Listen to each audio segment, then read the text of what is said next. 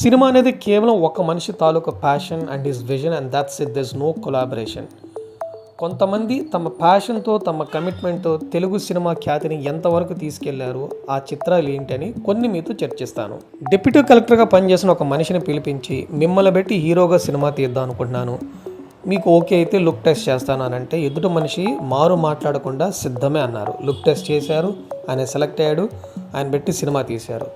ఆ సినిమానే Shankarabharanam and the artist is J V Somayajulu. J V Somayajulu గారు హీరోనా అని ప్రశ్నించిన ప్రతి ఒక్కరికి కె విశ్వనాథ్ గారు తన సినిమాతోనే సమాధానం ఇచ్చారు. సోమయాజులు గారు ఒకవైపు, మంజు భార్గవి గారు మరొక వైపు. అండ్ ఆ సినిమా ఎంత హిస్టరీ క్రియేట్ చేసింది మనందరికీ తెలిసిందే. That is the true meaning of one man's vision and commitment. That's it.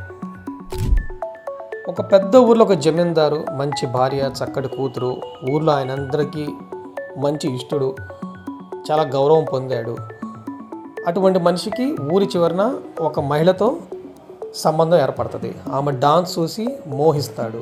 ప్రతిరోజు ఆమె దగ్గరికి వెళ్తారు. ఊరు వాళ్ళందరూ ఆమెను ఒక వేశ్యగా అన్నా సరే కాదనకుండా వెళ్ళిపోతాడు.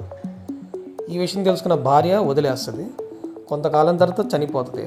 తను కూడా తిరిగి వస్తాడు. ఇదే కథ. సో క్లుప్తంగా చక్కటి భార్యను వదిలేసి ఒక వేష మోహంలో పడి వెళ్ళిపోతున్న భార్య ఏం అనలేదు. కొన్ని రోజుల తర్వాత తిరిగి వస్తే భార్య చనిపోయి ఉంటుంది. ఈ కథని ఇవాళ తీయాలంటే అదొక దుస్సాహసం అవుతుంది. But one man believe that it can create such an artistic value and the name of the movie is మేఘ సందేశం. ద డైరెక్టర్ ఈజ్ దాసనారాయణ గారు. ఇక్కడ ఐరానిక్ థింగ్ ఏంటంటే 2 సినిమాలకి నేషనల్ అవార్డ్స్ వచ్చినాయి. One with an unconventional star cast and the second one is unconventional story, but both prove to be the classics of all time.